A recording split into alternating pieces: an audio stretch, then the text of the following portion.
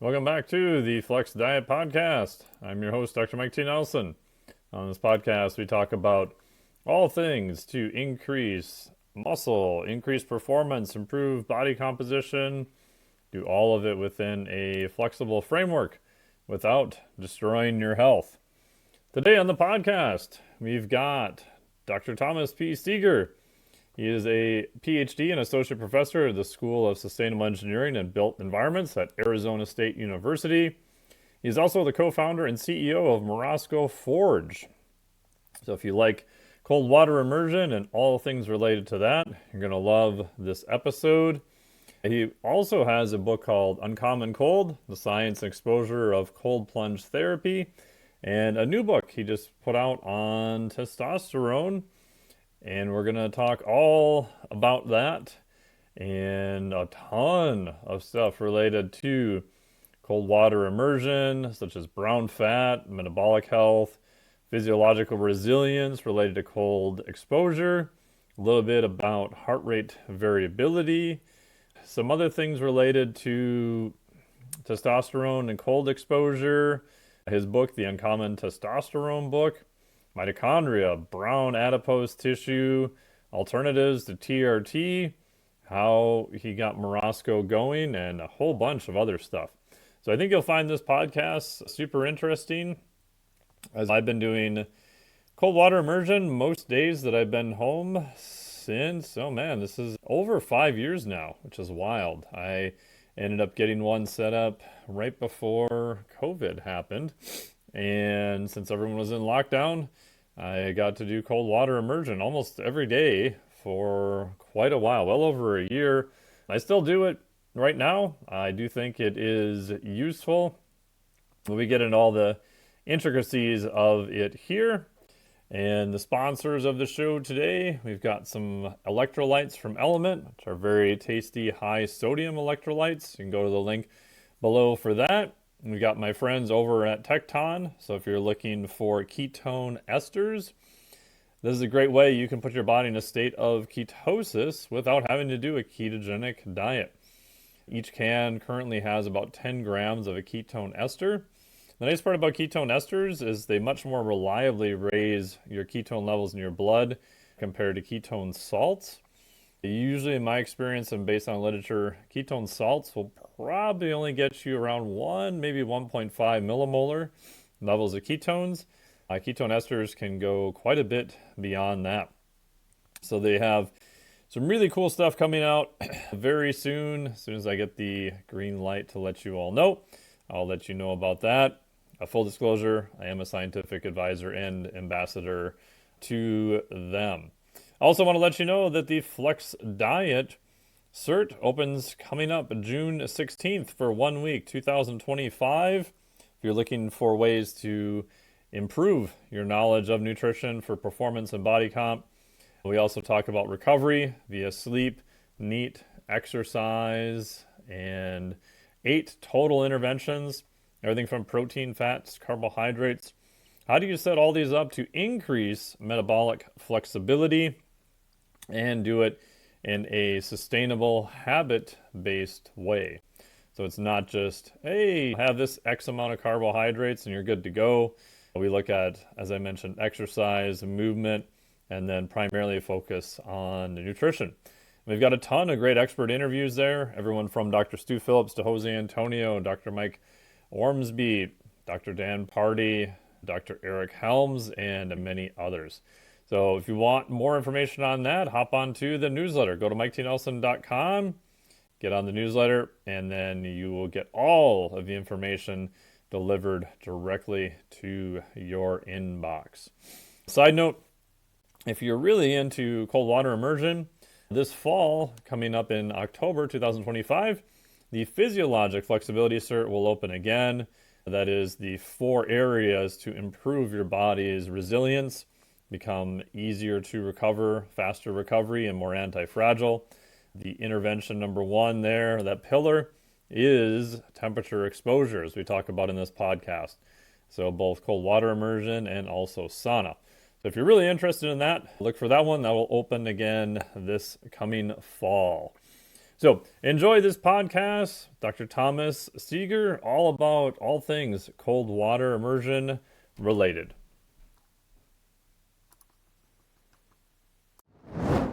Welcome to the podcast, Dr. Tom. How are you doing today?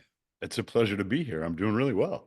Yeah, thank you so much for doing this. I see you've got your cold plunge out on your apartment in Arizona there. You're all good to go. Right over my shoulder. This is my Morozko ice bath. It's up on the 32nd floor with me here in my high-rise apartment in downtown Phoenix. Nice.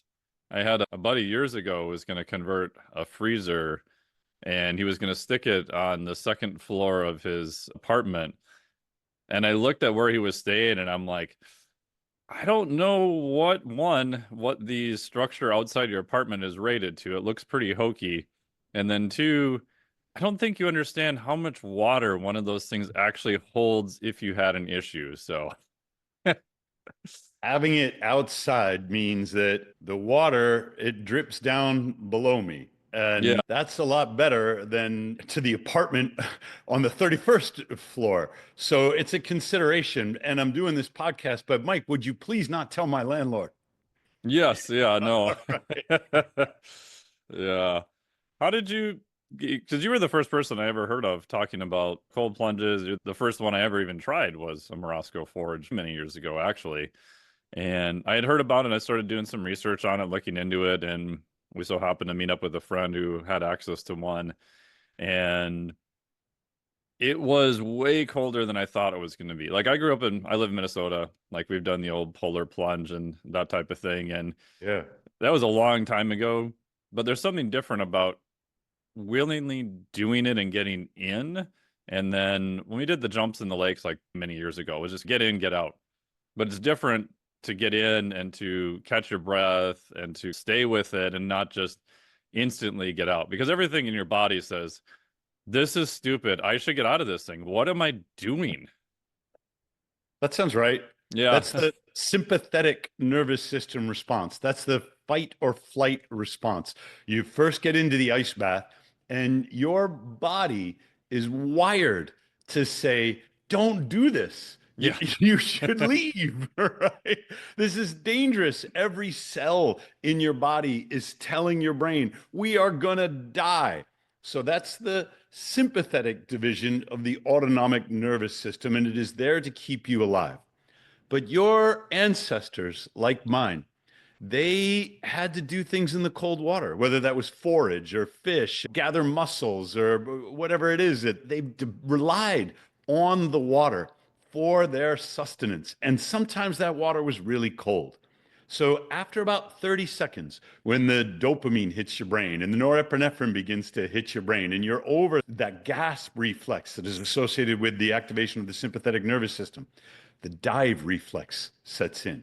The dive reflex is the parasympathetic division of the autonomic nervous system. Your heart rate will drop down. Your brain waves will begin to lengthen. Your body is automatically, without your instructions, preparing you to dive into the water, to do whatever it is that your brain is telling all the rest of the cells in your body, this is what you need to do right now.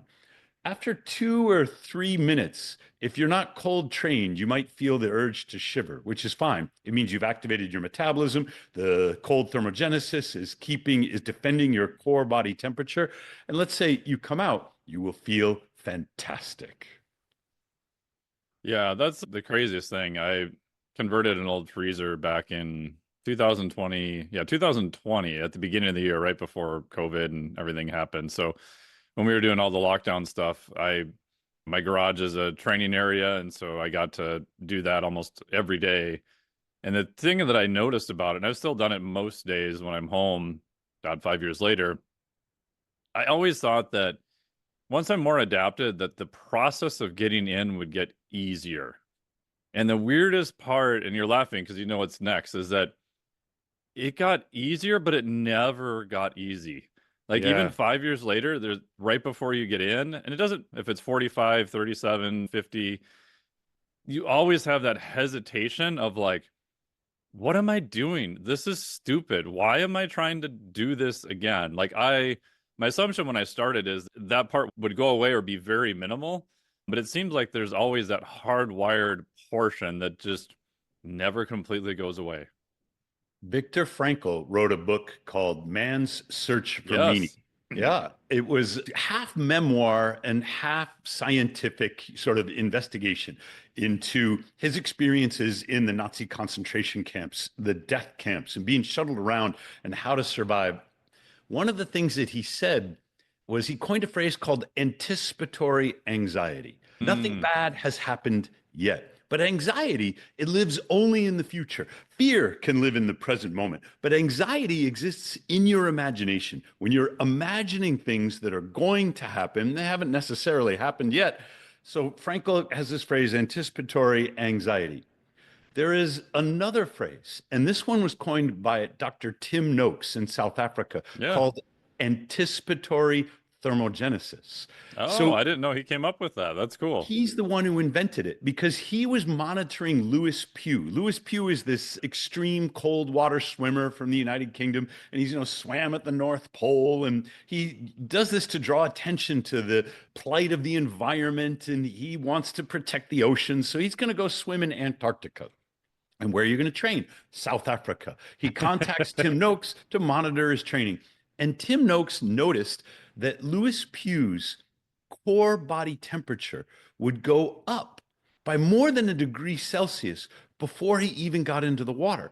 What Noakes realized is that his brain was signaling his brown fat through his nervous system to begin the process of thermogenesis in anticipation of getting cold.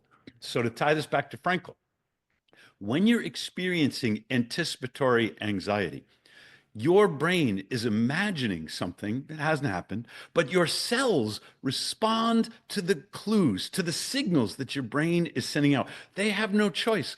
Dr. Bruce Lipton is really good on this. He wrote a book called Biology of Belief. Yeah, Your yeah. cells must do what the brain is signaling them to do. So for me, I need the ice in the ice bath to have this experience. If I'm looking down at the water and I don't see ice, there's no signal that this is so cold, it's going to frighten me. It just looks like regular water. But when the ice is in there, it gets the anticipatory anxiety. Maybe I get some of that anticipatory thermogenesis, and the fear that exists in the future, the anxiety grips me, and I start thinking, I could skip a day. Yeah, I don't I don't really have have to to, do this right? today, right? This Not on tomorrow. Instagram today, right? Right? Who would know? That's where discipline comes into play. That's where Joe Rogan says you got to kill your inner bitch and no negotiation, just get in there and do it. The first 5 seconds are always hard. And that's because I'm at 33 degrees. If it's about 40, 41, it's boring for me. I can stay there what feels like indefinitely because I've done a lot of cold training. But for me, 33, 34 degrees, still hard. I sometimes have to tell myself, I'm just going to do 15 seconds. But then Hmm. 15 seconds go by, and I'm like, what was I even worried about? I can hang in here no problem. I'm going to do 2 minutes. I'm going to do 3 minutes today. And it turns out to be no big deal. Yeah, that's fascinating. It's like a feed forward mechanism. So as the liver kicks out glucose or glycogen in a feed forward mechanism in anticipatory of high intensity exercise, where a lot of other loops in the body are mostly what they call negative feedback, like testosterone, right? Which we'll talk about later, is you're looking at this thing to see if it's there. And if there's enough there, well, we'll just start shutting down production, kind of like your thermostat in your house. If it's warm enough, like don't turn the furnace on. We don't need the furnace at this point. Yeah, and So go ahead. you are correct that in anticipation of the fight or flight response, your liver will release glycogen, increase the glucose levels in your bloodstream so your muscles can make use of that glucose, so your brain can make use of that glucose in what your body thinks is a crisis. When you get into the cold bath, it begins to clear that glucose out almost right away. So we Yeah, have good continuous so glucose fast. monitoring data on this. You might spike up to 140 for a few seconds and then start coming down while that glucose gets cleared out of the bloodstream to produce heat. So another thing that happens when you first get in is the white fat cells in your body will release fatty acids into the bloodstream. Your body understands that the glucose will be gone fast and it needs to start burning fat in order to keep the thermogenesis going. It doesn't know how long you're going to be in this ice bath. An intermediary metabolic product of that fat burning are ketones. So the fastest way to produce endogenous ketones inside your body is get yourself right into that ice bath. You don't have to be on a zero carb diet for 3 days to get into ketosis. If you're willing to get into the ice bath for 4 or 5 minutes, you can kickstart the whole process. Yeah, that's fascinating because that's one thing I've been trying to figure out for a while is so I got in and done this 3, 4 times now. I haven't done with the CGM. That's actually what I'm doing next. But I've had some clients do it with the CGM. And I did it with the old school poke your finger type thing. So get out, had everything set up, and you're like trying to hit your finger. And the first time I did it, before I went in, I was like fasted. I think it was around 87, 85, somewhere in there. And I only did like 3 minutes, got out. And I think the first time I took a measurement, it was like 59 or 60.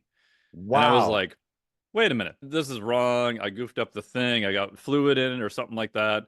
So did it again. It was like in the 70s. It was always Yep. like super low, which would be technically hypoglycemic. But like what you Right. were saying, I felt fine. Like if you would have Yeah. asked me, I'm like, I had no symptoms at all. And so that's interesting that do you think there's something more metabolically, I guess, profound going on than what most people realize in I know terms so. of a Yep. very, because you think about even exercise and you think about, okay, I was in the cold for 3 or 4 minutes. So this is a extremely short duration to see something like that, like a very profound effect. Cold exposure is an exercise mimetic. So it will metabolically do a lot of the same things for you that exercise will do, but it's not exactly the same.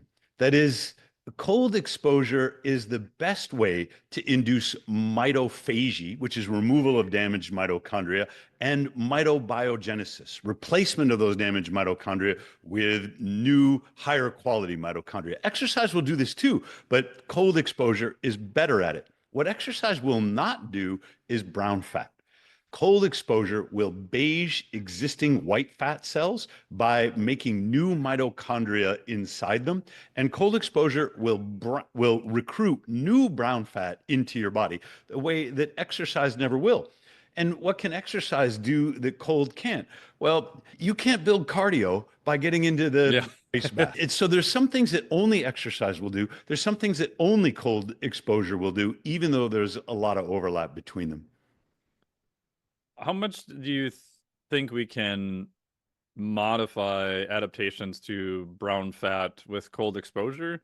And then the follow-up question to that is how long do you think they stay?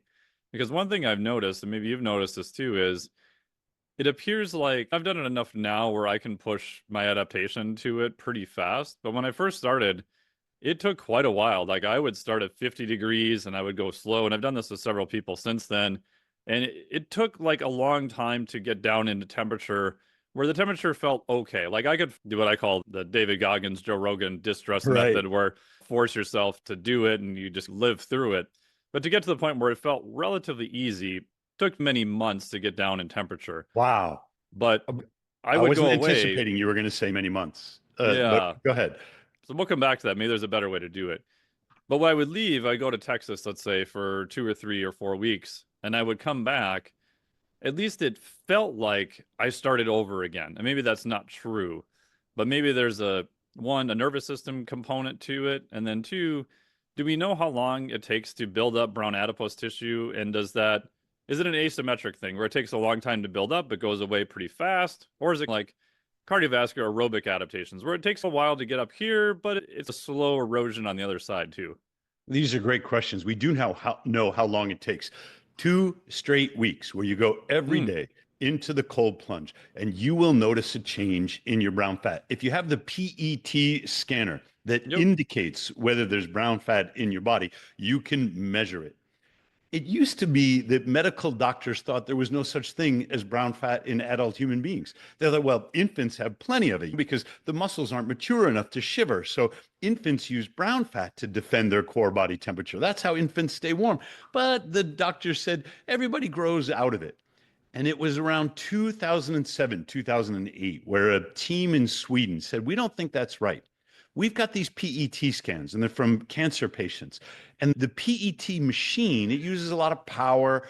You got to keep the instrument room reasonably cool so the machine doesn't overheat. And some of the people who would go into that instrument room would activate their brown fat and Mm. show up on the PET scan.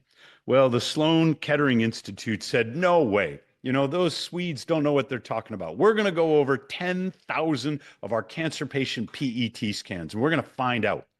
Sure enough, 5% of them had detectable brown fat on the PET scans. But Mike, that also means 95% of the adult population that went through the Sloan Kettering PET scanner had zero detectable brown fat.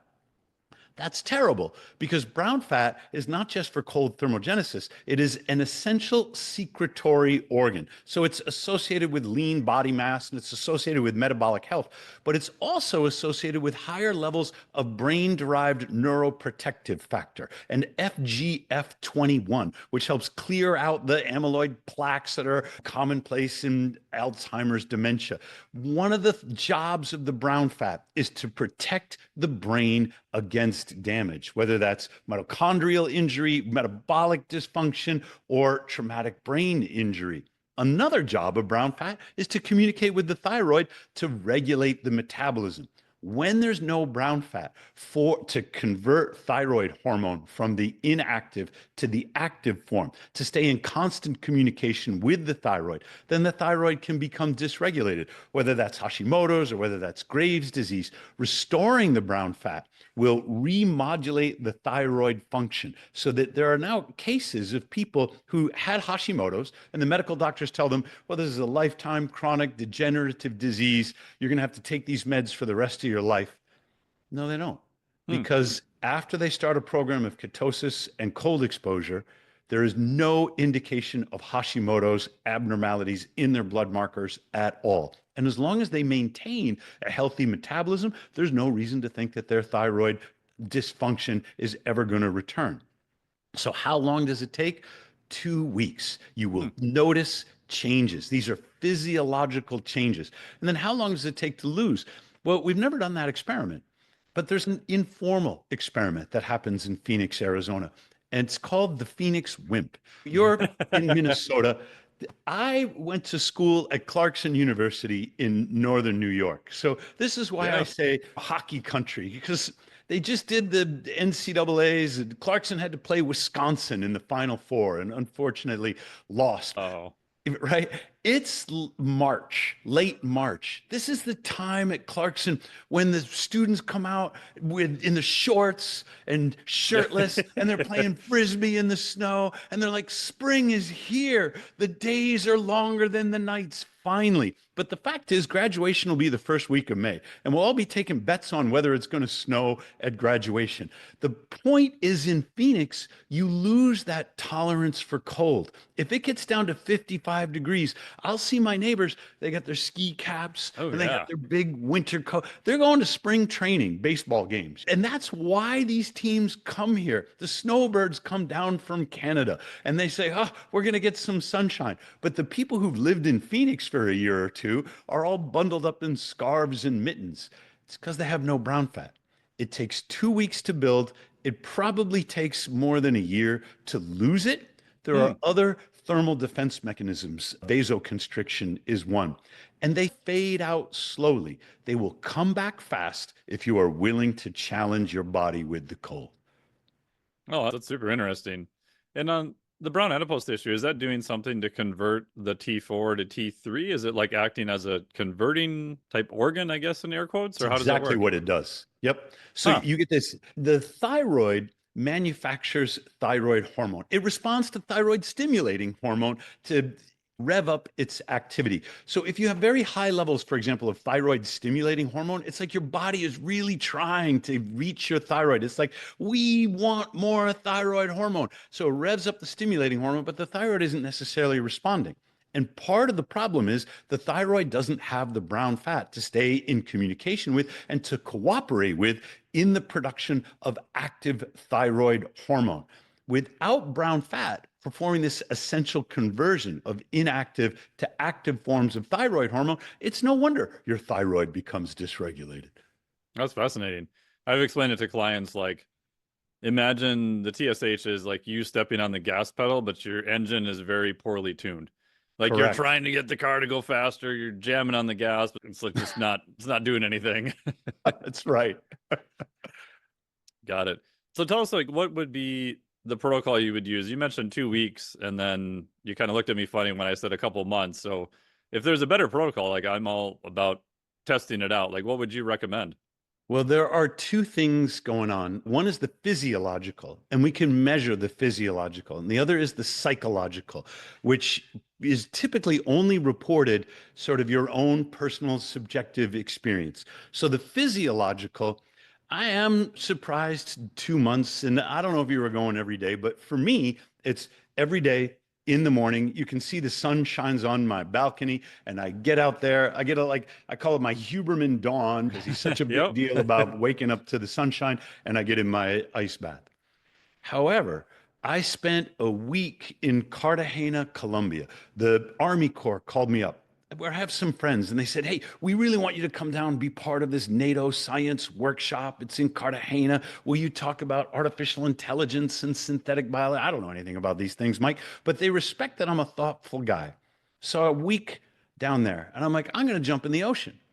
The problem with Cartagena is it's on the Caribbean side of the country Mm. of Colombia, not the Pacific, which would have been probably cool. Mm. But the Caribbean, it's like swimming in pea soup. Yeah, There it's is always no warm. cold anywhere. The shower isn't cold. The ocean isn't cold. A week goes by, I come back to Phoenix and I'm looking at my Morozko. I had lost my psychological resilience. Oh I yeah. got in, and it was like the first cold plunge I'd ever taken all over again. Some Yep. part of me was like, this is nuts. Now, it's not that I lost my brown fat, I lost my nerve because I was out of practice. That's the psychological component. And so it might be that part of the acclimation that you experienced wasn't the physiological changes. Maybe there you were fine, but psychologically, it took a long time to habituate yourself to what's going to happen and to learn how to cope. Yeah. Yeah, I definitely noticed that in other forms too, where if I haven't done like a max 2K on the rower, I know with my submax numbers like where we're about what I would be. But if I haven't done a lot of interval stuff and specifically, or I haven't done short intervals, and I've done this before where I've tested my 2K, my time was okay, but my RPE, so radiant perceived exertion, was just off the charts. It was just so horrible because you're almost like like you mentioned, I'm psychologically not accustomed to sucking again. I know what that felt like in the past, and this one felt even worse than that, even though my numbers were not that far off.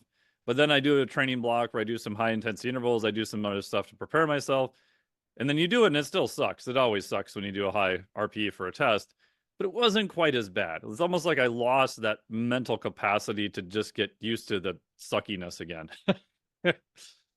I can relate to that feeling. When you're mentally out of practice, it impacts your physical performance Oh, because sure. the pacing, the attitude, like you mentioned, just David Goggins through that stuff. But discipline will atrophy over time. If it is not, discipline is like a muscle. When you exercise it, it gets stronger.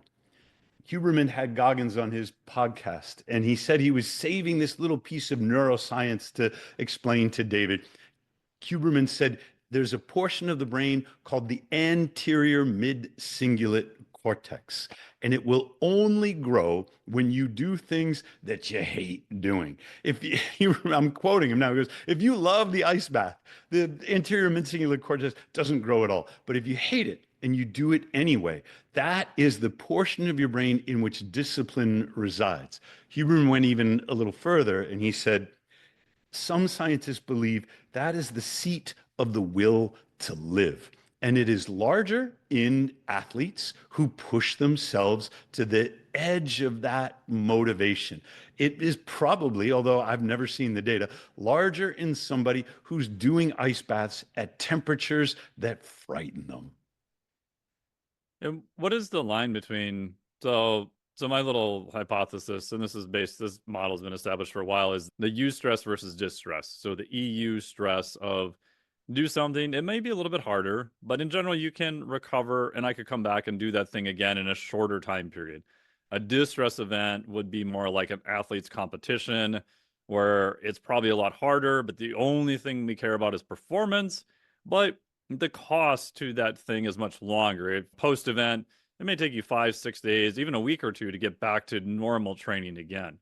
My bias is cold is this weird area because it could go either way. And so even though it always sucks, I try to do, I'd say more of a eustress model where get in, get your breath, hang out for 30 seconds. And then other people probably describe this too, but it's like waves. Like my goal, if I'm going to do it daily, is to just get past the first wave where you get in, it's hard, it sucks, you get control of your breath. Okay, it feels a little bit easier. Okay, now at some point, there'll be like that second wave where it starts to get harder. Maybe just get through that a little bit and then get out. My hypothesis is that I'll be able to make up for the intensity by doing more frequent exposures versus the distress where, all right, I'm plucking all the ice out of here and come hell or high water, I'm going to stay in for 5 minutes. I think both of them have value, but what are your thoughts on that model and how do you think about it, I guess? There was no modern concept of stress until scientists working in Canada named Hans Selye invented it. And I wish I could pronounce his last name correctly, but he noticed that there were these generalized responses. No matter what the infection or the experience, the body had these generalized responses. He's like, well, how can this infection or this experience result in the same generalized response in the body? And so he created this concept called stress. Now we understand that there's eustress, EU being a Greek prefix meaning beneficial or good for you, rather than dis, which was another prefix that we understand. And the classic relationship between stress and response is an upside down U curve. We see this with micronutrients. You don't get enough selenium, for example, and the response is poor. Your health is poor. You get just enough selenium, and you're in that healthy response where your body has the micronutrient that it needs. Too much selenium and it becomes a poison. The same thing is true for iron and lots of other things that happen into our life. The same is also true for exercise. You don't get enough exercise, and of course, your body suffers. That is, you're low on that response in an unhealthy state. You get just enough, and you have an optimum health, but too much exercise results in injury. The classic line between eustress, where everything's going great and you're helping your body, and distress is that injury. When a pro athlete pops an ACL or rips an Achilles tendon, they have crossed the line from eustress to distress, and it can take weeks, if not months. Take a look at Aaron Rodgers. He's a Morozko customer, and he wrote us right into his Netflix special. It took him almost a year to come back from his, I believe it was ACL injury. But cold is different than exercise. Cold, you can cross that threshold where you are now getting too much dose. You're no longer optimum, but there is no catastrophic failure like a ripped tendon or a torn muscle or a traumatic brain injury. It's more of a gradual failure. Hypothermia takes a long time to set in. I'll give you an example. The world record holders for immersion up to your neck in ice cubes used to be like an hour and a half, and Wim Hof held that record for a little while, and it just got broken, and then it got broken by another. These guys are over 4 hours. They go into a hypothermic state. You're like, well, this is ridiculous. They're clearly in the distress zone, and they are. But then they rewarm, and they're fine because there is no period of injury that is so drastic or acute that it requires a long, months-long recovery period. Even those people who have drowned in cold water and they appear at the emergency room, no vital signs, there's no pulse, there's no brain waves. They're not dead like Billy Crystal's character in Princess Bride. They're only mostly dead. I Yeah. talked to an emergency room physician, and she says, until we have attempted resuscitation, we may not declare a cold water drowning victim dead because she has brought people back to life 24 hours after they lost all signs of like vital signs of life. And I that's think the because old the thing was they cold, had to be warm and dead, right? They correct. had to Yep. rewarm them and make sure they were Yep. there at a warm temperature, do resuscitation, and then Yep. they could pronounce that they Yep. were dead. There are some dramatic cases in the medical literature of how cold creates a temporary state of like suspended animation. Now, Almost like a heat is not the hibernation same. or a torpor. Right. Yep. And you could wait for minutes, still no heartbeat. But there's also no brain damage from the lack of oxygen because the body is cold. Heat is totally different. The eustress to distress line in heat, for example, if you're thinking about the sauna, is much Hmm. more acute, much more dangerous, much more long lasting. When people die in a sauna, and this is rare, but it has happened from overexposure, they cannot be resuscitated because the brain is much more vulnerable to heat than it is to cold. So there is no magic line between distress and eustress in the cold. The rule of thumb, if you're just starting out, is go cold enough to gasp, go long enough to shiver. And then after a couple of weeks, when you're cold acclimated, you don't even have to stay in there long enough to shiver. Your body is already producing the heat via non-shivering thermogenesis in your brown fat. If you do find yourself shivering, it's probably for a different, either you stayed in too long, or maybe it's something that's happening in your nervous system rather than happening metabolically. Maybe there's some trauma, some unreleased anxiety, or some stress that will be resolved through the shivering because shivering is a nervous system function, Movement. not just a metabolic function. Yep. No, I like that. And the way I think about it is obviously this is well established for drugs, but like the therapeutic window, right? So what dose do you need to see a beneficial effect versus the dose, the LD50, the dose that could potentially kill you? You obviously want a large therapeutic window so you can get a dose, but if someone Ethel screws up and takes 3 pills instead of 1 pill, like she's not You don't gonna, want it to be fatal, we don't right? want it to be fatal, right? Yep. Where with heat, that is much more narrow. And then if you look at people who've gotten like Frank heat stroke and have survived, the body seems to put like take the gain and just crank it to 11, right? Like they become extremely heat intolerant very fast. It's almost Mm-hmm. like you went past the part that was really bad. So we're going to take the gain to make you so sensitive to heat now, at least acutely, that you're never going to hit that point again because you basically almost died. Or with cold, it seems like that range is much, much larger. And even when you do go past that, at least from what I've seen, I'd be curious in your opinion, there doesn't seem to be as much of that air quote negative effect, even when you step out and go too far. Agreed. I am convinced that these experiences of heat and cold modify your epigenetics. Mm-hmm. So Back there's to the Bruce Lipton. genes, right?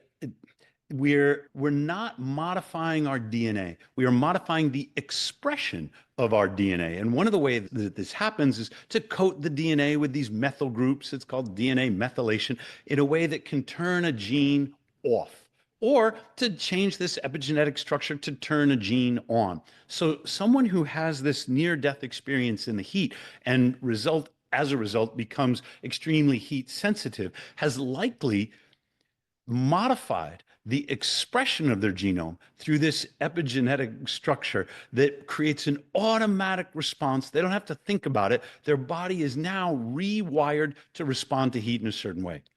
I believe you can also use experiences to unmodify or to remodify your epigenome.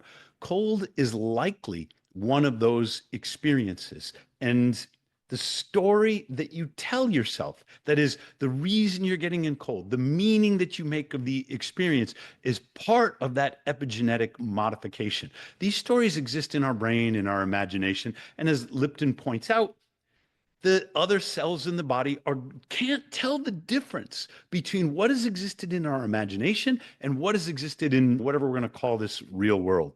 And one of the reasons I'm convinced of this is because of Kelly McGonigal's book, The Upside of Stress. Yeah, wonderful book. Exactly right. She makes an error in there. She talks about the cold pressor test, and she's trying to get the reader to appreciate how difficult the cold pressor test is. And she says, I forget what page, but if you were to immerse your whole body in ice water this cold, you'd be dead in 2 minutes. She's wrong. You can tell Kelly McGonigal has never done an ice bath, but she's dramatizing how cold creates this stressful experience. And the whole book is about pointing out the meaning you make of that stressful experience is the consequence, or it is what dictates the consequence of the stress. The people who tell themselves a positive story about their stress, it's really hard. I'm looking forward to when we get through this. We're going to be a lot stronger on the other side of this. We're going to make it because we are adaptive and we survive. Those people live longer. The people who say, I can't believe it, this job is killing me. It is. The story that they tell themselves is more important than the experience that they've had. So one of my rules is there can be no coercion. There can be no bullying. You only get into the ice bath of your own volition, because when you come out and you feel like a conquering hero, you feel like you have cheated death, you feel like you have exercised the will of your mind over the weakness of your body. There's such a tremendous feeling of accomplishment. That's part of the experience. And we can't take that away from somebody by saying, breathe, motherfucker, or whatever. I'm not going to get a megaphone out and yell at people to get in there. You must you must relax your way into the cold. It's very difficult to tough your way through it. Do you think that's one of the main benefits, is that you have to, for lack of a better word, just let go to get through the experience? Because I've only done this with a handful of people here, but it seems like the people who had a very hard time, you could almost literally watch it on their face. Like over time, I've actually cued people a lot less. The only thing I really look for now is explain to them what's going on. You're gonna have a gas reflex, all right? Make sure they're safe, all that kind of stuff. And then after that, the only thing I've really cued them on is anything to get them to relax and let go.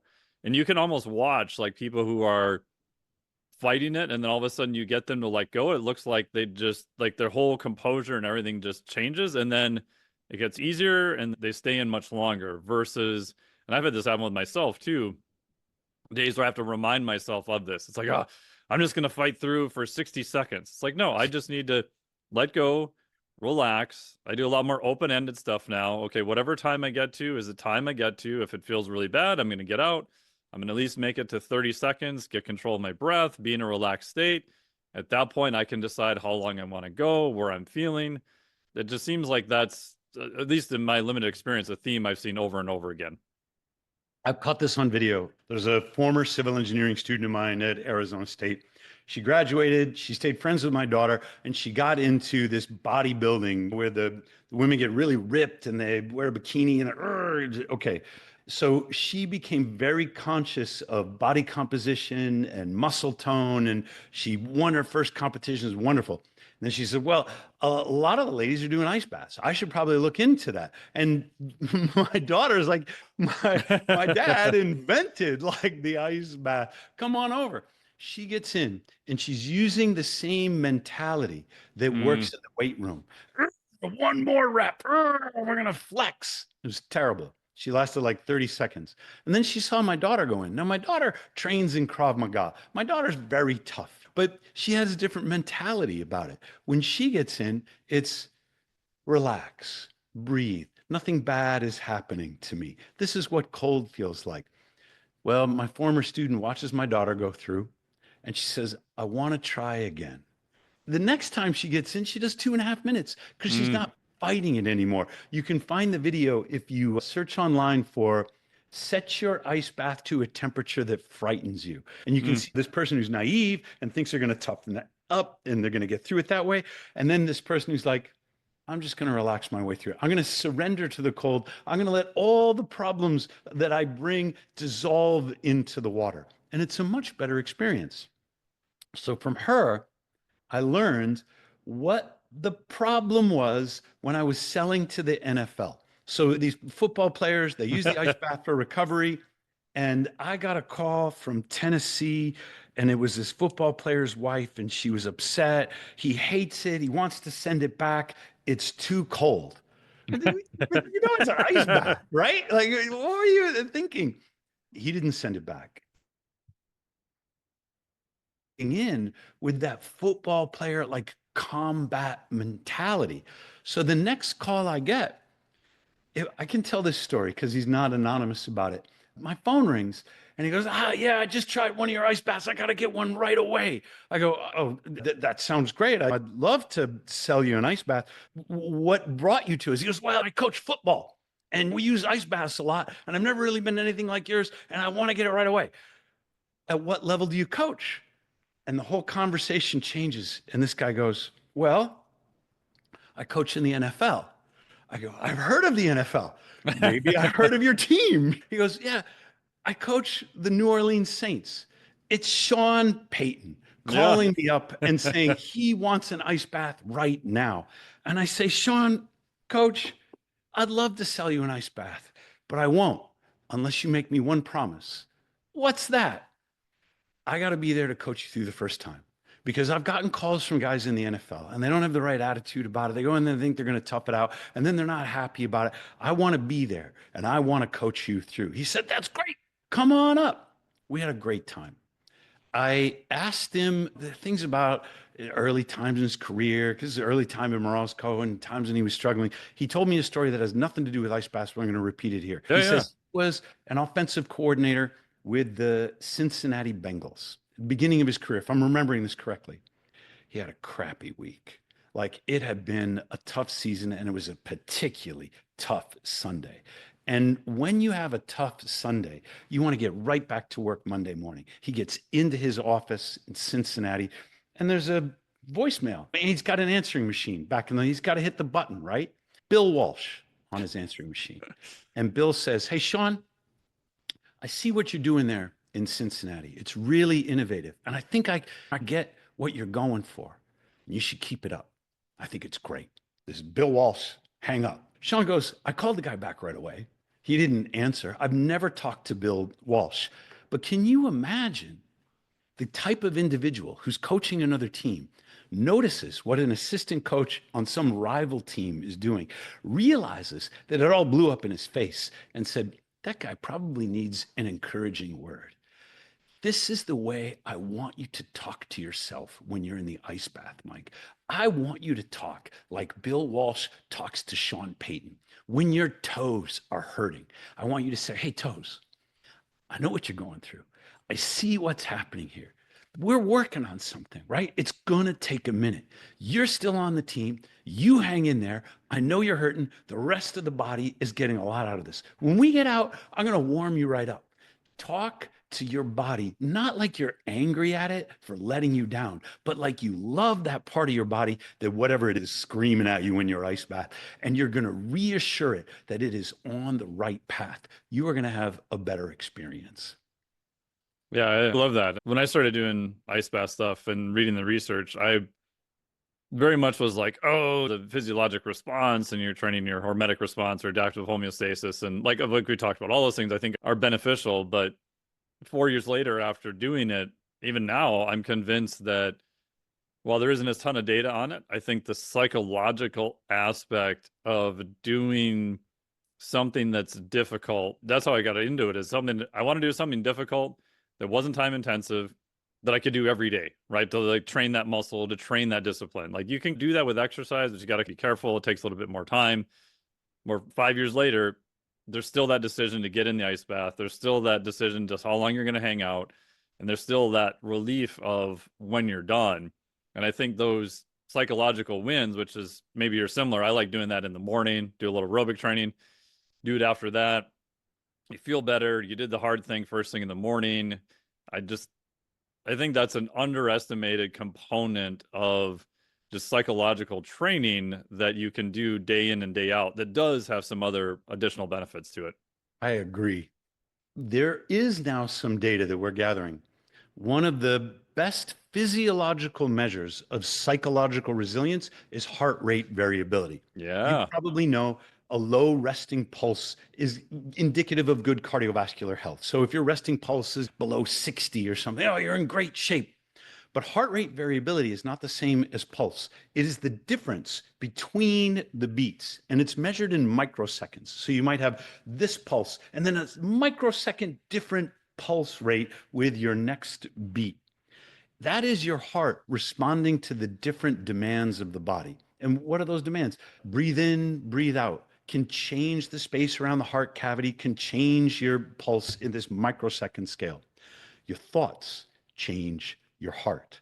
And when you gather enough data, and it takes more than just a few beats because this is a statistical measure, you can see heart rate variability. The more your heart is able to change to meet the demands that the body is placing upon it or the environment is placing upon it, the more adaptive you are psychologically and the more resilient to stress.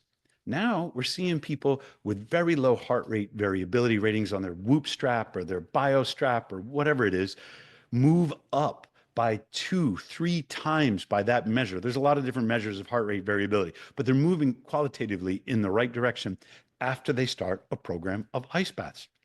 Because this is the stress that they're placing psychologically on their nervous system. This is creating that adaptive psychological capacity in them every time they start that morning with a win. Yeah. I've seen the same thing too. My part of my PhD was actually in heart rate variability and metabolic flexibility. No And kidding.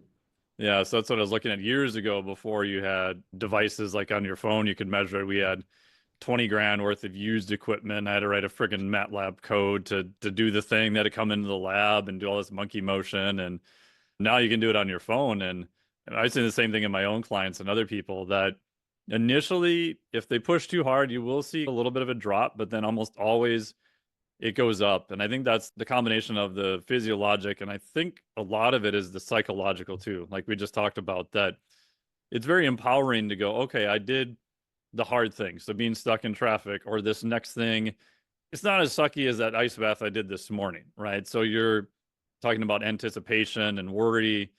I just think that has a large transfer to other aspects of your life.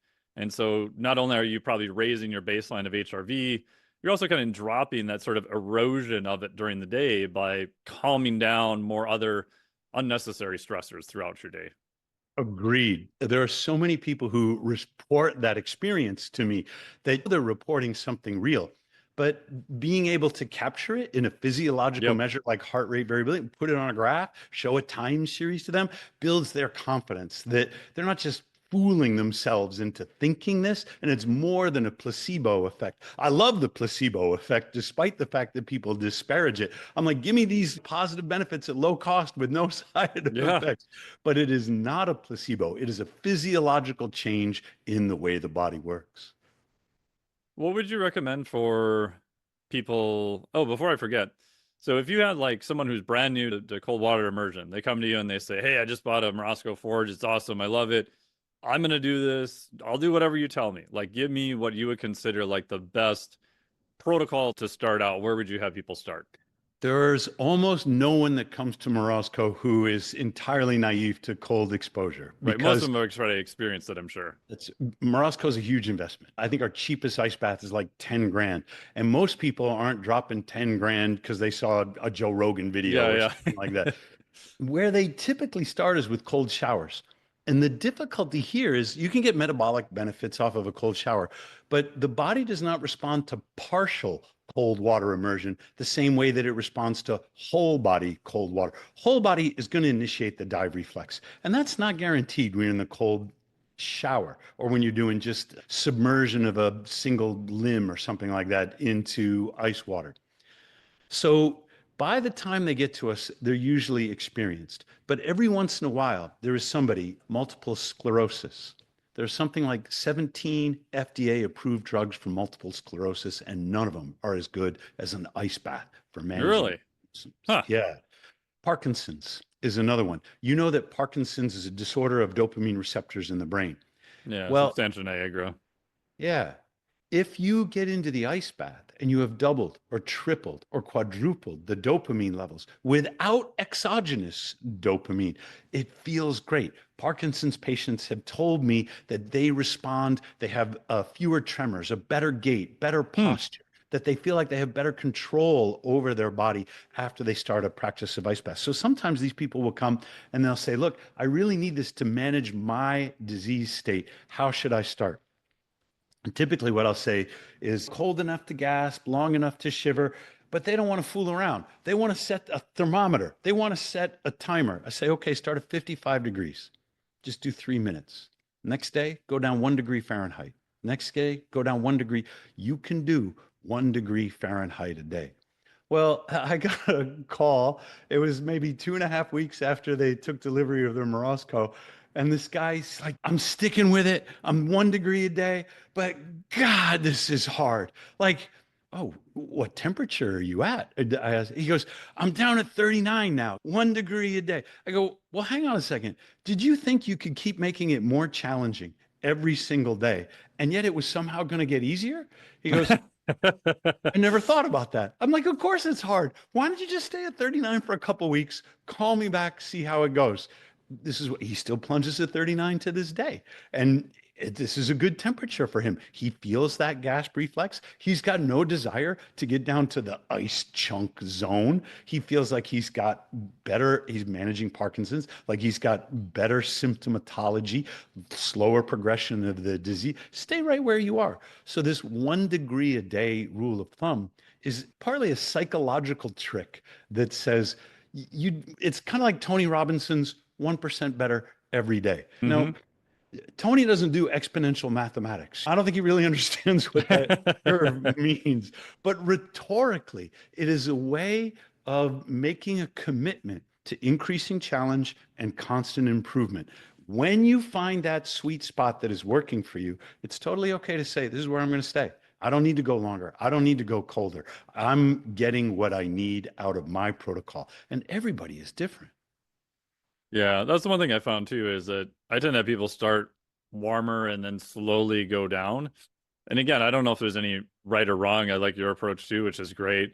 And usually what I find is the people I'm trying to air quotes sell it to have no experience whatsoever. Like I never done agree. anything. They typically live in warm climates. For them to swim in a 7-degree pool is like, wow, this is horrible, right? So whenever you put out a general recommendation, you're trying to encapsulate a large area that you think is most of the responders. But even like myself, like I've played around lately more 32 to 40. And for whatever reason, it seems like once I get 39 and below, it all feels just as cold. Like I start getting above 40, I can notice a little bit of a difference, Yep. but I don't know, that's just maybe the way I'm wired too. Who knows? I can tell the difference between 34 and 39. Like, I'm not the only one. A lot of other experienced cold plungers will know when it's really not ice cold. And that's what I mean by boring. I Yeah. never get used to 34. But 39, 40 degrees, nowadays, it feels like no big deal. I get this question a lot. What's the optimal time? What's the Yeah. optimal temperature? And it's a nonsense question. I don't mean to make fun of the people who Yeah. are Yeah. asking it because the pharmaceutical industry has convinced us that there is one pill for one symptom that you take at one dose along one timing, and that this is the way everybody must do it. And that's a bunch of garbage. Cold training is more like weight training. If you ask me, what's the optimal bench press and the optimal number of reps I should do? I would have to say, well, what's the extent of your current training? You aren't looking for the optimal weight or the optimal rep. You're looking for the right level of challenge. So you know the dose and you know where you are on that hormetic distress eustress curve. Cold enough to gasp, long enough to shiver is good for everyone who is starting out because it's going to put them on the right part of that hormetic stress curve. But the weird thing is, they change, they train. There's a fallacy that is associated with medicine. Suppose you have type 2 diabetes and your doctor puts you on metformin. Metformin is a mitochondrial toxin. And in a way, it can stimulate mitobiogenesis through its toxic effect, right? It can be a hormetic stressor at the right dose. And probably if you're going to use metformin because you can't exercise, you can't do an ice bath or something like this, then probably you should cycle in and out of it. But that's not the way the doctors prescribe it. They put you on it. You're supposed to take this dose every day, which is the same dose that they dosed the other people on. After maybe 6 months, you're not getting any benefit from it. So what do? They up your dose. No appreciation of where you might be on your curve. This fallacy is if a little bit is good, more must be better. What a bunch of nonsense that is. If a little bit is good, less might be even better because we don't know where we are on the curve. You've got to place yourself on the curve first. And when you do that, and your body is naive to cold, exposure and dose, they're pretty much the same thing. But as you get cold trained, dose is not the same as exposure. This is very well understood in toxicology that you can be exposed to something without it entering your body. Your body has certain defense mechanisms without creating a response in your body. It can be neutralized within your body. But the armies of the world who have been studying cold exposure and the performance of soldiers in cold climates have never figured out how to go from exposure, oh, the wind was this, and the level of clothing was this, and the temperature was this, to dose. Your body's defense mechanisms are vasoconstriction, shivering thermogenesis, non-shivering thermogenesis. Those are the things that will maintain core body temperature even in the event of exposure. So you start out cold enough to gasp, long enough to shiver, and then you modify based upon how quickly do you get bored or how quickly do you respond to where you started your initial dose. If the gasp reflex isn't coming strong for you anymore, take your temperature down. If you feel like you should be shivering after 5 minutes and you're not, you might take your temperature down. You can't go cold. Please don't go colder than freezing. Like, I have yet to meet anybody that really acclimates themselves to 0 degrees C. Although some people write to me and say they put a lot of salt in there and they're really trying to test their. I had a couple of engineers do that, and they gave themselves what's called frost nip, which is not all the way frostbite, but it's like a bad sunburn that you got without ever going into the sun. Yeah, I used to joke and put in my slides at the end. I put a little slide, and before anyone would ask questions, I put, here's what I think of optimal. And I would put like rainbows and unicorns and pots of gold because it's this. I understand when people ask the question, I understand what they're asking, but it doesn't exist, right? So, like, if I ran a lab and you came in and said, hey, I want to know the optimal cold exposure for MS and we'll get IRB approval, I'll give you $2 million, you'll study this. I couldn't tell you the answer, but I could tell you, you give me protocol A and protocol B and some sort of outcome that we're going to measure. I could tell you all day if protocol A is better or protocol B is better. So you can measure better one thing compared to the next. And if you iterate over time, you'll get closer to the mythical optimal, but you can't ever figure out what is optimal, even though I get why people are asking. I agree, Mike. A couple more things we finish up here. What you've talked about some pretty big increases in testosterone, I think you said, with cold, and I believe you've got a new book coming out on, is it testosterone and how it's related to a bunch of other things, correct? Amazon just put it up yesterday. It's called. Oh, it did go up yesterday. I should have looked today. I knew it was coming out very soon. I wrote this book called Uncommon Cold. And I took all the articles that I posted at Morozko and a lot of messages that I got from readers and 450 scientific citations, and I put them together in this self-published book. You can't even get it on Amazon. It's only available at morozkoforge.com. But what people kept wanting to talk about was testosterone. What happened to your testosterone? Joe Rogan's talking about your testosterone again. So I'm like, okay, rather than like put out a new edition of Uncommon Cold, I extracted the things that were just testosterone related. I added more case studies. I described the mechanisms by which testosterone are synthesized in the mitochondria, because all the testosterone research is flawed in this fundamental way. None of it has an appreciation for the mechanisms of testosterone synthesis and metabolism. The typical medical trial goes like this. We got some young guys, we brought them in the lab, we fed them some ashwagandha, and then we went to see if their testosterone goes up. And it's nonsense because they don't know by what mechanism might Tongat Ali or ashwagandha or D-aspartic acid, by what mechanism might these work? And they work through the mitochondria. Once you understand the mechanism, now you must also understand where are you on the dose response curve. So D-aspartic acid is a great example. There was a sort of clinical trial. They administered D-aspartic acid to a bunch of young men. They got a response in testosterone. They had no idea why. So a bunch of other people came along and said, well, we should reproduce these results. Only we're going to do it with more. We're going to double the dose and we're going to extend the duration by 2 more weeks because then we'll get a stronger signal out of our sub. No, testosterone went down. Well, if you're going to mess the mitochondria up that bad, of course testosterone goes down because it is on the inner membrane of the mitochondria where cholesterol meets an enzyme called P450cc or some acronym like this. The cholesterol is cleaved by this enzyme into a steroid called pregnenolone. All the other sex hormones are derived from pregnenolone, and I might not even be saying it right. If your mitochondrial membranes are not functioning well, then maybe they're not bringing the cholesterol into the inner membrane, or maybe the enzyme, the P450, hasn't attached correctly. It is no wonder that you have low testosterone. Exercise is insufficient to ensure healthy testosterone levels because exercise is good for the mitochondria, but it's nowhere near as good as cold exposure. And if you do exercise, but you have all these other things, seed oils, poor light hygiene, poor sleep patterns, if you do all these other things that will damage your mitochondria, you can have good body composition, you can feel like you're in good cardiovascular strength, you can have good muscle strength, and still have poor testosterone levels. So I extracted out of the Uncommon Cold book all the things related to testosterone and the protocols that involve my prostate and sex health and erectile dysfunction.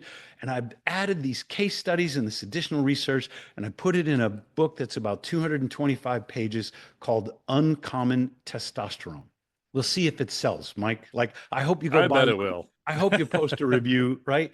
Joe Rogan was just talking to Andrew Schultz about what happened to my testosterone, and it was all an accident. I had an elevated prostate-specific antigen test come back, and that's not unusual for a guy. I was a fat college professor in my early 50s. Of course, I had an inflamed prostate. Like, what other guy doesn't? But I was not going to go through a biopsy and a prostatectomy. I was scared I was going to die of cancer, and I wasn't. Like, it was just inflammation. But the mind has a way of catastrophizing. And so I got into that ice bath every single day, not because I wanted to be a tough guy or I was trying to recover from a difficult workout. It was because I was scared I was going to die of prostate cancer, and I didn't want to have a prostatectomy and a lifetime of erectile dysfunction. I said, I'm going to deal with inflammation with cold. So I did that ketogenic diet, got my PSA way down, and my testosterone went way up. Every medical doctor will tell you that testosterone is anabolic. And if you are worried about the risk of cancer, you should not be promoting high testosterone levels because the anabolic effects of the testosterone could promote the growth of cancer cells. And every doctor that says that is wrong. Dr. Abraham Morgentaler is an exception because he's done the research that shows high testosterone levels protect against prostate cancer. So if I'd known what I was doing, Mike, I never would have discovered all this, right? But I stayed away from the urologist long enough to watch my testosterone go up to 1180 nanograms per deciliter. I had no idea why. It's what I call supranatural. It's what I call uncommon. And if you saw that in a 19-year-old, you wouldn't, you know what, still pubescent or whatever. Yeah. That in a 53-year-old obese college professor, and you wouldn't believe it either. So my urologist said, nope, we're going to do one more test. I didn't know what luteinizing hormone was until he sent me back to the lab to get tested for it, right? Luteinizing hormone came back 8.9, off the charts, uncommonly high. This is how my urologist knew that I was all natural rather than taking some like hormone replacement. You'll see the inverse. Exactly right. Well, I had to go to the library. I had to figure out what was going on. I had to figure out what is this mechanism. I had to overturn the misconception that you should, if you're worried about prostate cancer, you should be on some kind of testosterone suppressing agent. No, you should get your testosterone up. You should take care of your mitochondria. There is no reason for men to suffer a gradual decline in testosterone levels that every medical doctor tells you is an inevitable consequence of aging. No, it's not. It's an inevitable consequence of mitochondrial injury. When you rejuvenate your mitochondria, and an ice bath is the best way to do that, you need not suffer from what people generally accept to be the accumulated consequences of aging, whether that's joint pain or low T or low energy or any number one of these other things. Oh, that's fascinating. And Good. You can is read the about it in the Uncommon Testosterone yeah, book. yeah, we'll definitely link to all of that. All right. Is there has anyone looked at this in terms of like an actual like randomized controlled trial or anything like that yet? Because even this is how everything starts, as you know, in science, right? You hear a bunch of anecdotal stuff, you're like, hey, that sounds cool, and then it becomes more formalized over time. There are a bunch of randomized clinical trials regarding testosterone and fenugreek, or Mm-hmm. testosterone and vitamin D, or testosterone, and I'm trying to think of what else is out there. There are any number of supplements and charlatans. People will sell you boner pills or whatever. And some of them create a clinical signal, and most of them don't. So I've sorted through a lot of that stuff, like what works, what doesn't. Vitamin D is a really interesting one. It will not boost your testosterone. Vitamin D is associated with higher testosterone levels, but not because vitamin D participates in any causal chain that produces testosterone, but because vitamin D is synthesized in a similar way to testosterone. If your mitochondria aren't Mm. right, your vitamin D isn't right. And so these two, they move together, but not in a causal relationship. So you could say, well, I'm taking a lot of vitamin D supplements because I want to get my testosterone up. And congratulations. If you're suffering from an acute vitamin D deficiency, or what is the term? Calciferol. Like it's only one aspect of vitamin D that we really measure in the bloodstream. There's something like 22 other configurations Yeah. of vitamin The D. only reason is 25 hydroxy is usually There the you go. D3 marker in little air Yep. quotes. That's a really good indicator of whether you're getting enough sunshine or whether you're taking vitamin D supplements. It is not an indicator of whether your vitamin D metabolism is super healthy or not. And it is not going to lead to more testosterone. But the association confuses people. So there's a lot of clinical data, and most of it isn't any good because it doesn't appreciate testosterone synthesis and metabolism and understand the point in that chain at which whatever you're dosing will intervene. There are also risks to TRT. People, men on TRT in particular, but women as well, they feel great because if anything is the fountain of youth, it is testosterone. Nobody wants to lose that feeling. But when you go to your doctor and he says, okay, we're going to put you on the TRT and we're going to add HCG, which is a Mm. placental hormone because we don't want your testes to shrink and shut down and stop producing sperm and that kind of thing. Shouldn't something go off in your brain and be like, wait a second, Yeah. why do I need this placental hormone to like, maybe something's not quite right here. I would much rather men do it naturally by promoting mitochondrial health. Zinc is a good one. For example, I say there's this that doesn't work and that doesn't work. Zinc is wonderful. Zinc can be more toxic at high doses than magnesium. Magnesium is also a wonderful thing. Take as much as you like. Magnesium will let you know. When you've got diarrhea, you've taken too much Yeah, yeah, magnesium. back off. Right. But zinc is a little bit different. Zinc in that hormetic stress response curve, it's you can take too much. If you do not have enough, your testosterone levels won't be right because zinc is essential, again, to the synthesis and metabolism of testosterone. And you can point to places in the chain where zinc plays a critical role in the manufacture or the function of these enzymes, which are essential to converting cholesterol into testosterone. If you're on statins, Lord help you because your body needs cholesterol. Your mitochondria are working with cholesterol to synthesize all of these essential sex hormones. If when you take a statin to disrupt your cholesterol metabolism, you get the best statistical evidence is you get some tiny, perhaps marginal benefit, and you introduce all these adverse, unintended consequences into your cholesterol metabolism in a way that is very profitable for pharmaceutical companies and very bad for you. So, go to the Uncommon Testosterone book. You're going to see like 200 scientific citations. And when I say none of them are any good, I'm a little bit oversimplifying. What those citations do is point us towards the research that we really should be doing. Everyone is trying to gene edit. So there's some good people out there. Mark Hyman, he's pretty good. And now he's marketing this like individualized medicine gene. Yeah. Everybody's got one of these. And as a first approximation, they're all nonsense. They are looking in the wrong place. The secrets to your health do not lie in the nucleus. They lie in the mitochondria. Mitochondria have their own DNA. And that is where the secrets of longevity are going to be found. It's just not where anybody's looking. That's where testosterone research needs to go.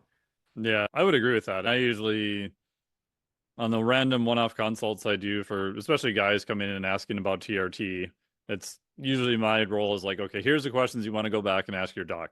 And most of the time I try to politely point out your nutrition is a floating trash bin fire. You're sleeping 6 hours a night. Your exercise is maybe okay. You don't do any cardio. You have no other environmental exposures like heat and cold and pH and all these things. Your breathing is horrible. Your respiration rate at night is 17. Like you got a lot of low-hanging fruit that you should fix because all those things will directly or indirectly decrease testosterone. And if you go in, yeah, I'm sure your numbers are probably low. If you go to a good physician, they'll take time to try to figure out what's going on. They'll talk to you about stuff. They'll show you the pros. They'll show you the cons. If you don't go to a good physician, you go to these TRT whack-a-mole clinics that pop up everywhere else, they'll just give you testosterone. And again, like you said, will you feel better? Yes. Will you see some benefits? Yes. But in my head, it seems like you're going to have other consequences later because you're just sticking a huge Band-Aid over like all your underlying issues. The thing about TRT is it works. Of course it works. Yeah.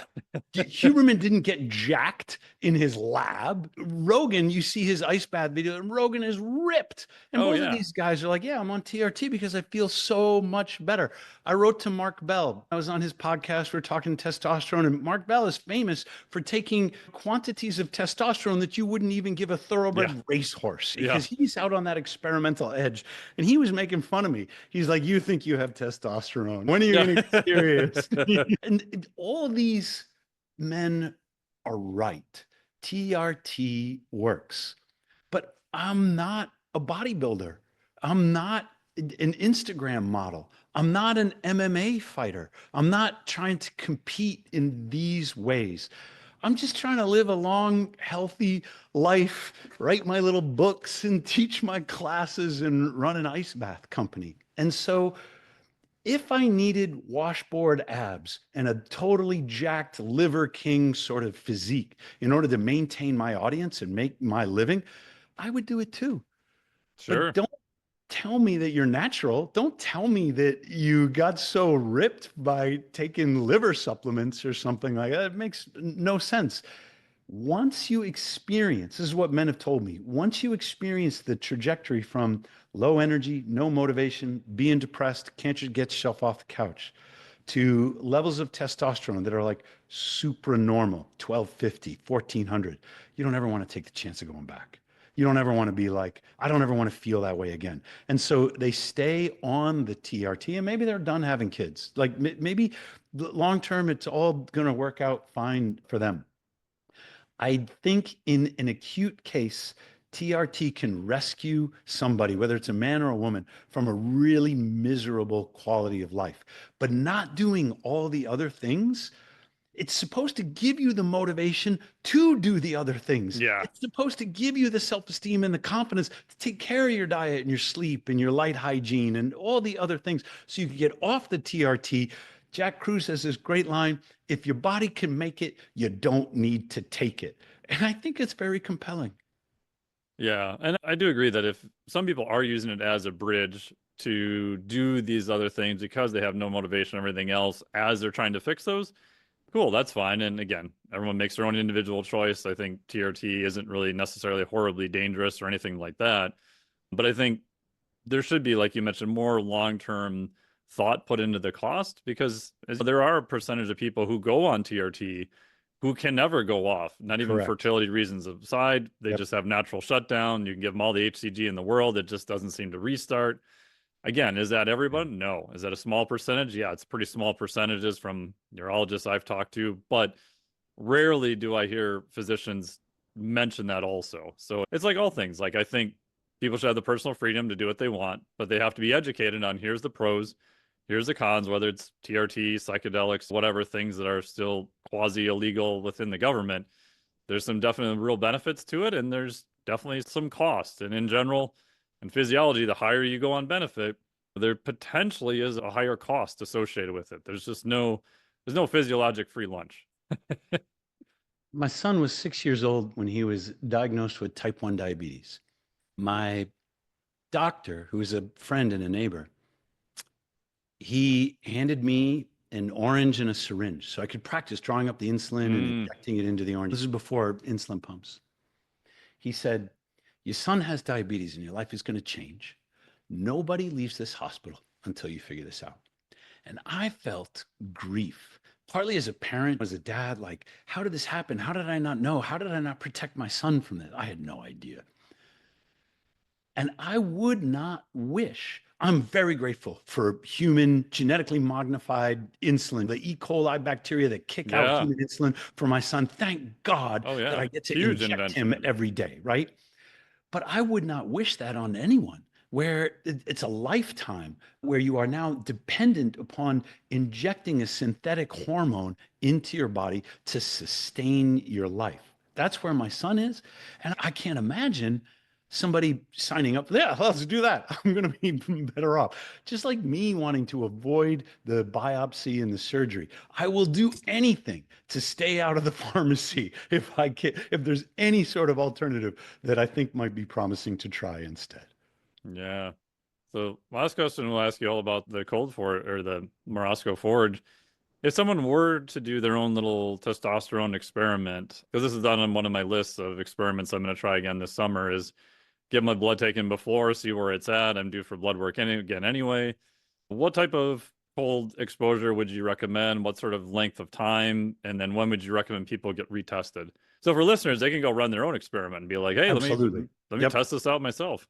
You know, I didn't keep careful notes. I wasn't getting into the ice bath because I thought I was going to boost my testosterone. Yeah. I was getting in there because I thought I was going to save my life from prostate cancer. And then I would get out, and of course, I'd be cold. And so I would do my exercise after the ice bath, which for men is critical. For women, no big deal. They get an instantaneous testosterone boost as soon as they get in. But men need some exercise afterwards. So I wrote about the protocol in the Uncommon Testosterone book. 2-3 minutes at a temperature cold enough to initiate the gasp reflex. You don't need a lot more than that. And then sometimes people ask me about how much of a gap between the cold and the exercise. As long as you're still feeling cold when you begin your exercise, seems okay. One of my favorites before lockdowns was do the cold with my girlfriend, and then we would go do hot yoga. And it'd be maybe 20-minute drive. And I would get in there, and of course I'd still be cold. Well, the yoga studio is cranked up in Phoenix. People are sweating all over the place. But it would take me 45 minutes to really start to get cold again. And finally, one of the yoga instructors was like, is it just not hot enough for you? And I explained what we were doing. As long as you initiate the exercise when you're still feeling the chill, what my readers are telling me is that seems to work. And I probably should have written a little bit more about that in the Uncommon Testosterone book. But it's just easy stuff. Lunges. I have a barbell out on my balcony. I'll do squats with some weight. I've got a couple of kettlebells. And so I just do body weight type stuff like squats or lunges or push-ups, unless I want a little extra, and I'll add a kettlebell or I'll add the dumbbell for my squats. It's very brief. So sometimes it's just a brisk walk. We'll do it. You're going to rewarm the limbs. You're going to get some blood back into your testes if they need it. I think that the order of things is important, not for any circulatory or really physiological reason, but I think it is the nervous system. When you exercise, you are activating the sympathetic division. That is a fight or flight activity. Cortisol might go up a little bit. As you pointed out, glycogen release could increase your glucose levels for a little bit at first. And then you get cold. That will initiate parasympathetic. When you first get in, it's sympathetic, but you end on the dive reflex with the parasympathetic. And so to exercise is sympathetic, cold, sympathetic, and then parasympathetic. There's a certain order of things. And for women, it's fine. But for men, to go sympathetic, parasympathetic, sympathetic again with the exercise, it's a different order. And I think it is that toggling back between the sympathetic and the parasympathetic divisions of the autonomic nervous system that might be responsible for the testosterone boost you get when you exercise after the cold, compared to the testosterone suppression you get if you exercise before the cold. Now, that's just a hypothesis. I would love to see my friend Marius Brazaitis at the Lithuanian Sports University. He's one of the leading researchers on cold exposure. I sent him a Morozko. He had to hire a crane to get it into his lab, but he's drawing blood. And he's like, all right, let's really get into the granularity of this and see if we can understand it better. So hopefully he'll write back to me in a year and he'll say, thanks for the Morozko. Here's data. And that'll be the best payment I could ever get. Yeah, that's awesome. That matches something I call HDR, or human dynamic range. Like, how fast can you get sympathetic? How fast can you get parasympathetic? How fast can you toggle back and forth between those? Yeah. And then chronically, how hard can you push those ends? Right. So if we look at heart rate, how low can you get your resting heart rate over time? How high can you still hit a max? Yep. And if you're doing intervals, how high of an interval can you hit? How fast can you recover? Can you go again? Do a heavy set of squats. How fast can you recover? Do the same thing again. You get in the cold plunge. How fast can you get parasympathetic from that sympathetic response you're going to get? And I think that transition period is what you're actually training. You're training the range and the transition period to compress those stressors. And when you think you can compress them, you are more resilient to that particular thing. Agreed, Mark. I think that's genius because you are creating indicators of human resilience, and it's psychological and physiological. This is a wonderful service to science and to mankind. Awesome. So tell us about the Morozko Forge. Like, I know you were like one of the first guys I ever saw that got into it. How'd you get into it, and what makes it different? I started with a chest freezer, like a lot of the guys, and it was problematic. I think the biggest thing was, though, I felt like a side of venison when I got into the chest freezer. I didn't it does feel like weird. Superman. You're right. And so a former student of mine, Jason Stauffer, and I, we started Morozko together, and it was like this. We're engineers. We got to be able to figure this out. So your background's technically civil engineering, is that correct? Correct. Yeah. Yeah, I did a master's in mechanical engineering. So yeah. Before all my right. PhD. So some thermodynamics. Yeah, I had to suffer through all that shit. Yep. It's amazing how many people don't. Turns I out know. dynamics is hard. It's very hard. Right. And I don't want to even try and explain entropy. Grad school, my dissertation was deep into entropy, and I spent some long sleepless nights pondering the philosophical underpinnings of the concept. Turns out to be really helpful to my understanding of health. I just wrote an essay, put it up on my Substack. I sent it to Jay Bhattacharya, and I was like, look, oh, cool. Jay, he and I became friends during the lockdowns. And this was before, of course, he was going to the Senate for his confirmation. He got confirmed yesterday by the entire Senate. And I'm like, Jay. Oh, he did get confirmed. Oh, wow. Very cool. Yep. Along party lines. It was really disappointing. Not a single Democrat voted for him, which tells you there's something wrong. He seems pretty legit background, too. No kidding. Yeah. It's completely legit. He talks about chronic illness. He talks about longevity and life expectancy, talking about all the right things. And I said, but look, you're going to be the director of the National Institute for Health. So what's health? Like, health is not the absence of disease. Health is your ability to move between the two states. Exactly as you were describing it, Mike. Health is not a single point on a graph, which is the way most people think of it. Yep. Health is like the derivative between 2 points. And this is why it is so difficult to understand. If you can understand entropy, then you know entropy, we can think of it as a system property of a thermodynamic system or a state property, and it's not. Entropy can only be measured relative to a reference state between two states. The first definition of entropy was heat flow over temperature. Entropy is more like a verb than it is like a noun. Health is not what you have. Health is what you do. Health, if you think of health as the transition between a stress state and a recovery state and your capacity to navigate that transition, now you know what health is.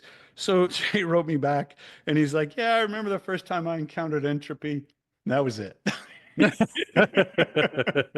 Because I don't study that stuff in medical school. Oh, no. Right. This is not part of the curriculum. No. Why should it be? You don't need to know anything about entropy or anything about health to prescribe a pill. Health as the absence of disease is a great way for a pharmaceutical company to define health, because now it motivates you to look for that disease. Where can I find a disease? Let's get you a full body MRI scan so we can overdiagnose you to justify some kind of profitable medical intervention. What a crock of nonsense. So how did we do Morozko? Well, we thought we're engineers. We ought to be able to do this ourselves.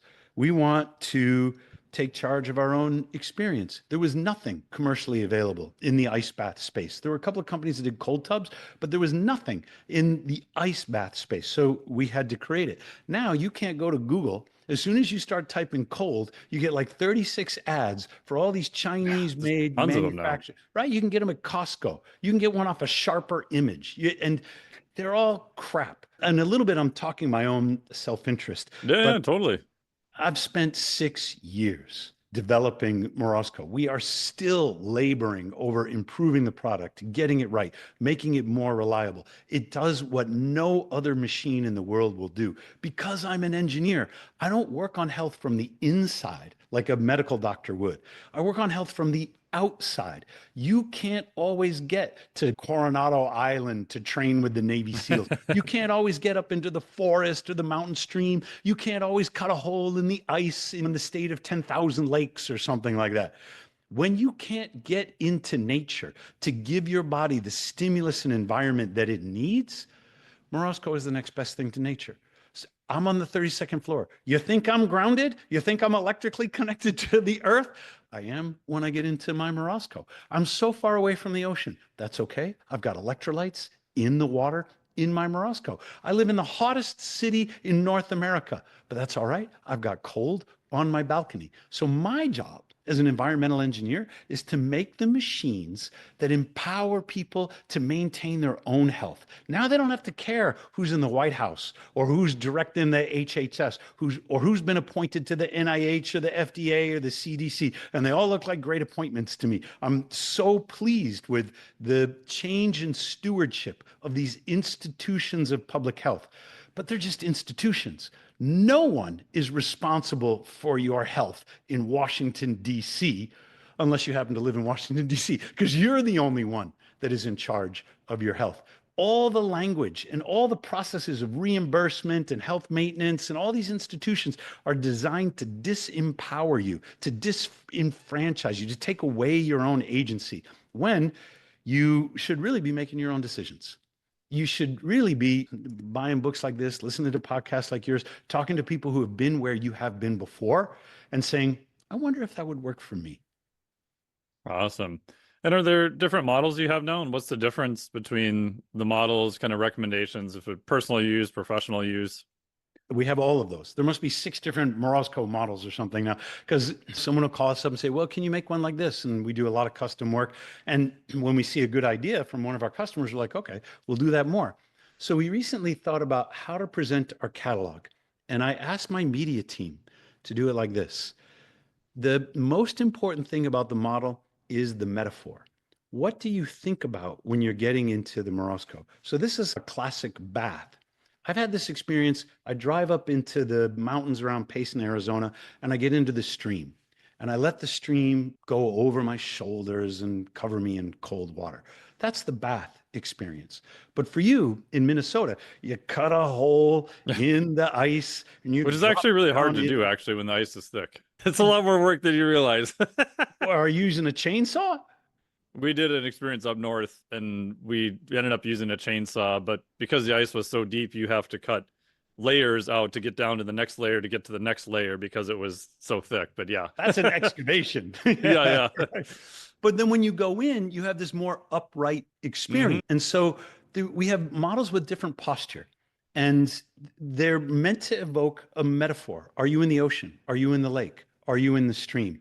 And the degree to which you are upright, we have a model so big you can tread water in it. Oh, wow. That's the right. It's the ocean experience. So not everybody relates to that. Most people are like, well, what's the footprint and the space and the pricing and things? But even though I'm an engineer, I think in terms of metaphors. I want people to evoke a natural experience in their imagination when they're getting into their ice bath. Awesome. And where can people find more info about it? Let's give out the URL. Morozkoforge.com. It's not easy to pronounce.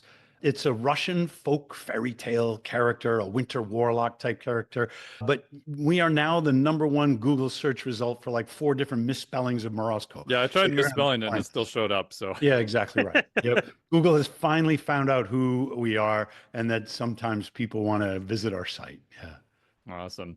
And last question as we wrap up, like rapid fire, what would be your top 4 things of someone who's like, hey, I've heard about this cold water immersion, like I'm looking into it.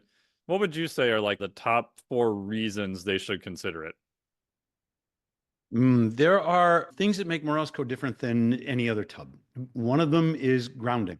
You get into a Rubbermaid plastic thing, you're not in connection with the earth. And so you're not getting that additional grounding benefit. Morozko is grounded.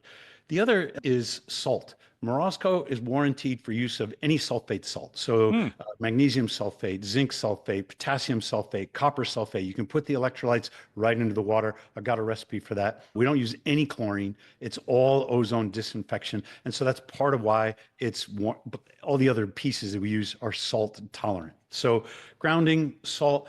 The third thing is Morozko gets colder than, or as cold as any ice bath in the world. There are now 2 other companies that make true ice baths. Brass Monkey is one. Odin is another. Brass Monkey's in the United Kingdom. Odin is in Australia. And there's one besides us in the United States, Sun Home. They make a sauna. Now they make an ice bath. But for a long time, Morozko was the only one that got that cold, that actually made the ice. So those are the biggest differences. Aside from that, sometimes people like the wood look. They want it to match their sauna or something. But Morozko is expensive. So it's not for everybody. What really gets me is when someone will go and get one of these inflatable plastic ones and they're cheap. Just from smelling the tub when you take it out of the box, you know you are bathing yourself in bisphenol A or brominated flame retardants or phthalates. Or none of that stuff belongs anywhere near your body. So we will not do chlorine. We will not do the plasticizers and the microplastics and things that come with these cheap materials.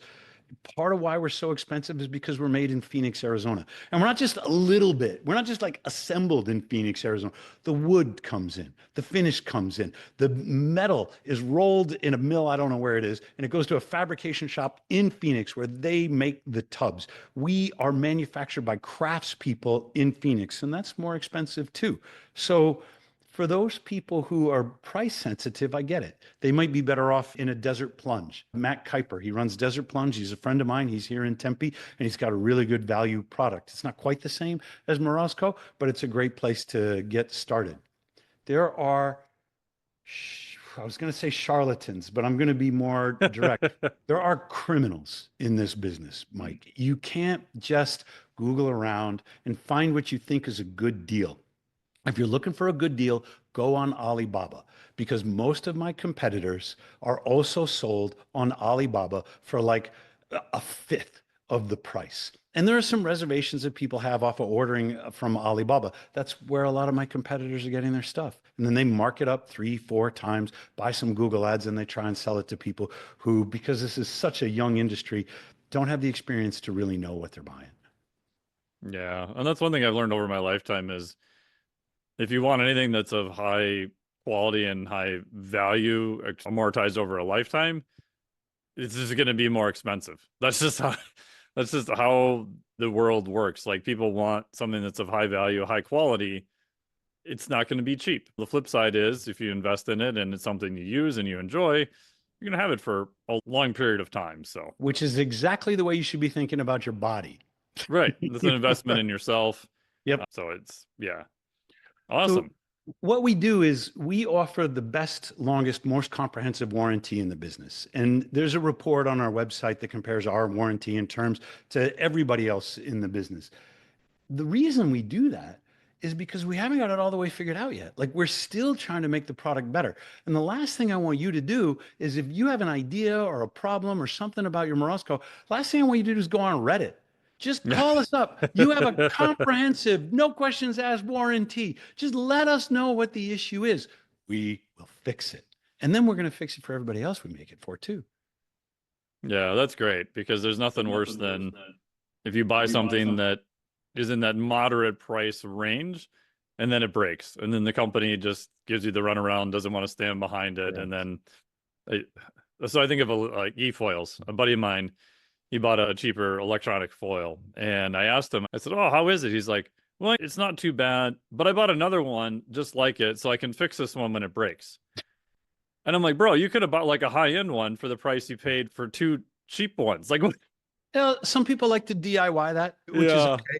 But here's the thing. If you want to save money, go onto Facebook Marketplace and look for a cold plunge or look for ice bath and take a look at all the brands that are advertised there. Oh, it's broken. Oh, it just needs a new pump. Or I hardly ever used it. And then I just want to sell it, see what I can get for it. And if you want to save money, don't buy any of those brands. yeah. They're on Facebook Marketplace for a reason. So take a look at it so you know what to avoid. Yeah. Awesome. Well, thank you so much for all your time. I really Great, Mike. appreciate it. All the stuff you've been doing. Highly encourage people to check out your product there and make sure to pick up it's just the new book is on Amazon, right? The old one is not there, Correct. just on your website, correct? You go to Amazon and you start typing uncommon, and a whole bunch of stuff is going to, except my book, is going to show up. You got to get it all the way through uncommon testosterone. And then Amazon might say, you really want that book Seeger wrote? You might have to dig a little bit to find it. Oh, great. Awesome. Well, thank you so much. I really appreciate it. That was great. This has been my pleasure. Thank you, Mike. Thank you. Talk to you soon. Thank you so much for listening to the podcast today. Huge thanks to Dr. Tom Seeger for coming on the podcast and sharing all of his wonderful information with us. Make sure to check out his book, all the great stuff that he has published. He's got wonderful stuff on Instagram. Also, check out his fancy cold plunges over at Morozko Forge. His Morozko Forge was one of the first actual official cold water immersions that I ever used several years ago. It was really nice. So check that out. I do not have any disclosures or affiliations with it at the time of this podcast. Also check out electrolytes from our friends over at LMNT below. And if you're looking for exogenous ketones, put your body in a state of ketosis, check out our friends over at Tecton. I've got a code down below. Dr. Mike, you can save some dinero on that. I look for a big announcement from them coming very soon. I have another meeting with them this week to get all the updates. And as soon as everything is public knowledge, we'll let all of you know what's going on. Full disclosure, I am a scientific advisor and an ambassador to them. Make sure to check out, like I said, all of Dr. Tom's great stuff. Thank you for listening to the podcast. If you're interested in increasing your body's ability to recover via primarily nutrition and improve muscle mass and body composition at the same time, check out the Flex Diet Cert. Opens again June 16th, 2025. It'll be open for 1 week. If you want more information on that, hop on to the newsletter, MikeTNelson.com. Last thing, if you guys are going to the International Society of Sports Nutrition meeting, which is later in the month in June, I will be there the whole time. So please come up and say hi. Not doing any presentations this year, but I will be judging posters and hanging out the whole time. So hope to see some of you there. Thank you so much for listening to the podcast. Really appreciate it. Again, huge thanks to Dr. Tom for coming on here.